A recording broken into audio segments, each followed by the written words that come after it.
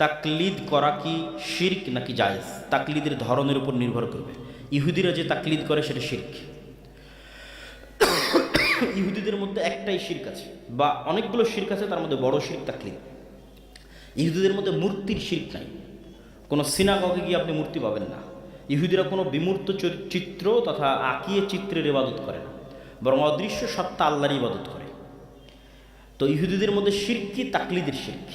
সেটা আল্লাহ কোরআনেও বলেছে যে ইহুদি যারা গুরু, ধর্মগুরু, তারা হালালকে হারাম করে দিলে ওরা হারাম মনে করে, হারামকে হালাল করে দিলে ওরা হালাল মনে করে। যেমন জেনা করা আল্লাহ তাওরাতে হারাম করেছে। 10টা যে আদেশ আল্লাহর তাওরাতে লিখিত আকারে এসেছিল, যেটা এখনকার তাওরাতেও আছে, যেটা এখনকার কোরআনেও আছে, তার মধ্যে জেনা হারাম। তো এখন ইহুদি এই ধর্মীয় প্রধান যদি বলে যে মুসলমান অমুক দেশের অমুক নেতাকে ফাঁসানোর জন্য আমাদের একজন গোয়েন্দা মহিলা কর্মীর জেনা করা হালাল, তোরা মনে করবে এটাই ইবাদত, বলেন নাউজুবিল্লাহ। অথচ আল্লাহর পক্ষ থেকে হারাম করা আছে, এখনকার তাওরাতে হারাম করা আছে। এই তাকলিদের নাম শিরক।